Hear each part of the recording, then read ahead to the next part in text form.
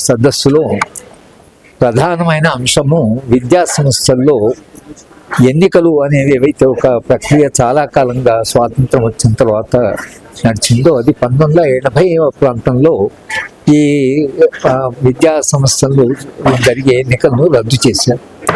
దానికి చాలా కారణాలు చెప్పారు. దాంట్లో సమస్యలు వస్తున్నాయని, విద్యార్థులు కొట్టుకుంటున్నారని, వాయిలెన్స్ వస్తున్నదని, లా అండ్ ఆర్డర్ ప్రాబ్లం వచ్చిందని, ఈ సమస్యలన్నీ దేశం స్థాయిలో జరిగే ఎన్నికల్లో కూడా ఉన్నాయి. దేశ స్థాయిలో ఎన్నికలు ఎంత సానుకూలంగా సామరస్యంగా ఏ సమస్యలు లేకుండా అవి కూడా చాలా సమస్యలు అయినా మనం ఎన్నికల్ని కొనసాగిస్తున్నాం కదా. ఎన్నికలు అనేవి లేదా రాజకీయాలు అనేవి విద్యార్థులు తమకుండే సమస్యల్ని సమిష్టిగా వాటిని బహిర్గతం చేయడం, సమిష్టిగా వాటిని పరిష్కరించుకునే ప్రక్రియను రాజకీయాలు అంటారు. రాజకీయాలు అంటే ఇవాళ దేశంలో రాజకీయాల అర్థం ఏంటి? రాజకీయాలు అంటే సమాజం యొక్క సమస్యల్ని విశ్లేషించి సమాజానికి ఉండే సమస్యలను పరిష్కరించే ఒక ప్రక్రియను రాజకీయాలు అంటారు. రాజకీయాలు అంటే డబ్బులు చేసుకోవడము, ఒకరినో తిట్టుకోవడం కాదు. కనుక రాజకీయాలు అనేవి ఏ సమాజానికైనా ప్రజాస్వామ్య ప్రక్రియకి చాలా అవసరం. కనుక ఇవాళ విద్యార్థి సంఘాలకు ఎన్నికలు అయితే రద్దు చేశారో అదే అప్రజాస్వామికం. ముఖ్యంగా మన సమాజంలో ఒక నియంతృత్వ ధోరణులు పెరిగిపోతున్నాయి కాబట్టి ఈ నియంతృత్వ ధోరణులు ఆపి ఈ దేశంలో ఉండే ప్రజాస్వామ్యం మరింత సుసంపన్నం చేయడానికి రాజ్యాంగ విలువల ప్రకారం ఈ దేశంలో ప్రజాస్వామ్యాన్ని కాపాడవలసిన, రాజ్యాంగ విలువలు కాపాడవలసిన అవసరం వచ్చింది. కనుక విద్యార్థి సంఘాలకు అన్ని విద్యా సంస్థల్లో ఎన్నికలు మళ్ళీ పునరుద్ధరించాలి. విద్యార్థులు తమ సమస్యలు పరిష్కరించుకునేందుకు ఇది ఒక ప్రక్రియ అనుకుంటున్నారు కాబట్టి వాటిని కొనసాగించకపోతే మాత్రం దేశంలో ప్రజాస్వామ్యానికి ప్రమాదం అనేటువంటిది కూడా మనం గుర్తించాలి. శాంతి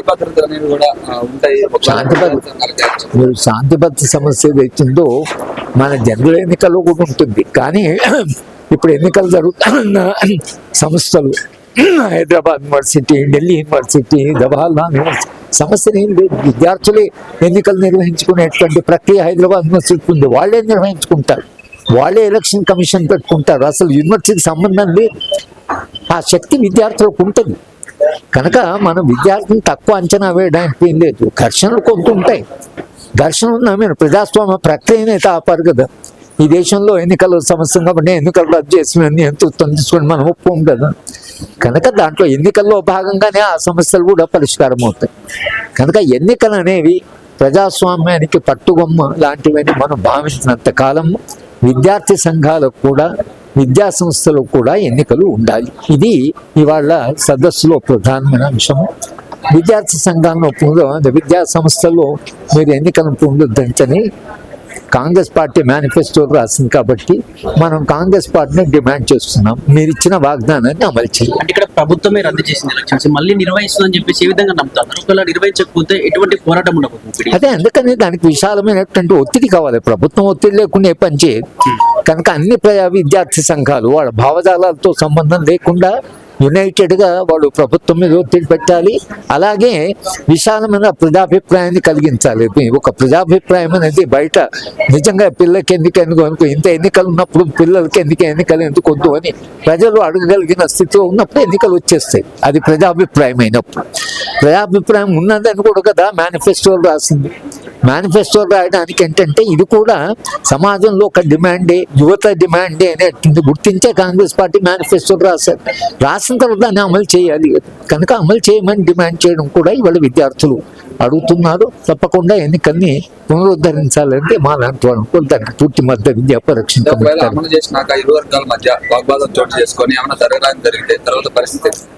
ఘర్షణలు జరిగితే మా హైదరాబాద్ యూనివర్సిటీలో గత 40-50 ఏళ్ళకి ఎన్నికలు ఏ ఘర్షణలు జరగలేదు. ఘర్షణలు జరగకుండా కూడా విద్యార్థులు తమ ఎన్నికలు నిర్వహించుకోగలరు. ఆ కెపాసిటీ వాళ్ళకు ఉంటుంది.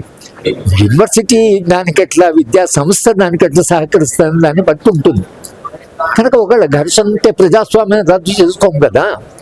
ఘర్షణ ఎట్లా నివారించాలని ప్రయత్నం చేస్తాం. కానీ ఘర్షణ ఉందని మనం ఒక ప్రక్రియను, అది కూడా సమస్యలను పరిష్కరించే ప్రక్రియను రద్దు చేసుకుంటే మనకు వేరే మార్గాలు ఉండవు. ఇప్పుడు బంగ్లాదేశ్, నేపాల్, తర్వాత ఈ శ్రీలంకలో ఏం జరిగింది?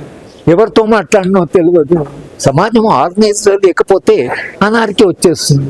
కనుక మన దేశంలో కనీసం ఒక ఆర్గనైజ్డ్గా ఉంటేనే సమస్యల పరిష్కారం వస్తుంది కనుక ప్రజాస్వామ్యానికి అది అవసరం, ప్రజాస్వామ్య ప్రక్రియకు అది అవసరం. కాబట్టి దానికి యువత ఈ దేశంలో పౌరులుగా ఒక యంగ్ ఏజ్లో కొంత ఆశయాలు, కొంత ఆదర్శాలు, ఇంకా పూర్తి స్వార్థపరులు కాదు కదా.